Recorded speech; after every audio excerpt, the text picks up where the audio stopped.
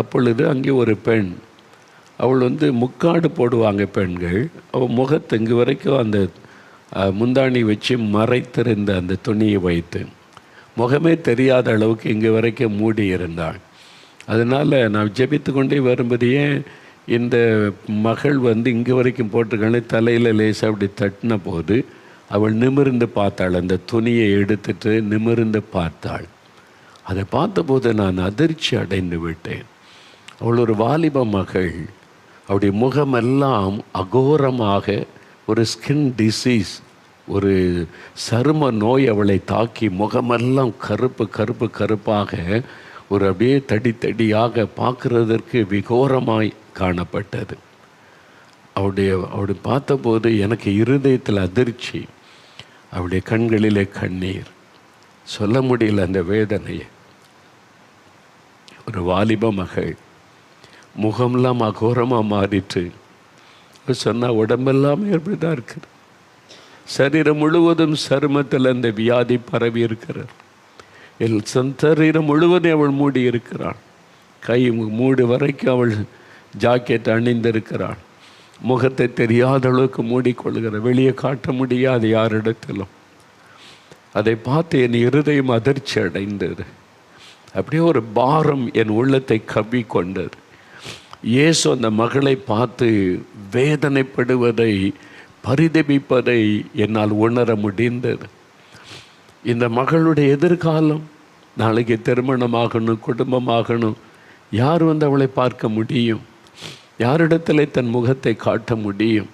இந்த வியாதியின் அகோரம் அவருடைய சரீரத்தை தாக்கினது மாத்திரம் அவருடைய மனதை எப்படி பாதித்திருக்கும் யாரிடத்திலும் சொல்ல முடியாது. வீட்டை விட்டு வெளியே வர முடியாது. தன்னுடைய ஃப்ரெண்டுக்கிட்ட கூட தன் முகத்தை காட்ட முடியாது. எவ்வளோ பெரிய வேதனை அதுக்குள்ளே ஒளிந்திருக்கிறது. என்னுடைய இருதயத்தை அது பாதித்தது. அந்த மகளுக்காக ஜெபிக்கும் போது என் கண்களிலே கண்ணீர் வடிந்தது. நான் அல்ல, இயேசுனுடைய அந்த அன்பு, அந்த மனதுருக்கம், அந்த பாதிப்பு எனக்குள் உண்டானதை என் ஆவியிலே உணர முடிந்தது. இயேசு இந்த மகளுக்காய் பரிதபிக்கிறார். இந்த மகளுக்காக அவர் பரிதபிக்கிறார் என்பதை என் ஆவியிலே என்னால் உணர முடிந்தது.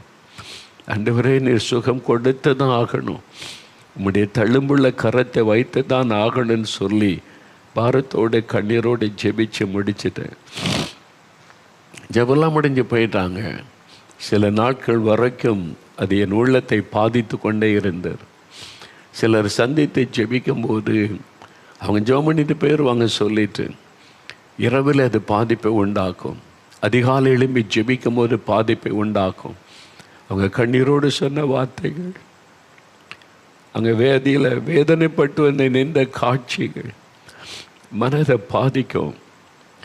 சாப்பிட முடியாது, தூங்க முடியாது. ஜெபிக்க முழங்கால் படியிட்டால் அவங்கள நினச்சி கண்ணீர் வரும். ஆண்டவரே, உங்களுடைய ஜனம் உங்களை தேடி வந்தாங்களே ஆண்டவரே. அந்த பாதிப்பு நான் நினைப்பேன், அவன் ஒரு மனிதன், எனக்கே இவ்வளோ பாதிப்புன்னா அவர் சிருஷ்டித்த தேவன் இயேசுடைய உள்ள எவ்வளோ பாதிக்கும். ஜனங்களுக்காக பரிதபிக்கிற ஒரு ஆண்டவர் அவர். அந்த மகளுக்காக ஜெபிச்சு அனுப்பிட்டேன். சில நாட்கள் வரைக்கும் அந்த காட்சி என்னை பாதித்து கொண்டே இருந்தது. மறுபடியும் அடுத்த மாதம் வந்திருந்த போது அந்த மகள் வந்திருந்தாள். இப்போ முக்காடிட்டு நின்றாள். அந்த முகத்தை பார்த்தேன், ஒரு புது முகமாய் மாறி இருந்தது. தழும்புகள் இல்லை, அந்த நோய் ஸ்கின் டிசீஸ் முற்றிலும் மறைஞ்சிட்டு அப்படி அழகான ஒரு முகம், சிரித்த முகத்தோட சந்தோஷமாங்கள் நான் சுகமாயிட்டேன். ஏசு என்னை சுகமாக்கிட்டேன். அதான் சந்தோஷம்.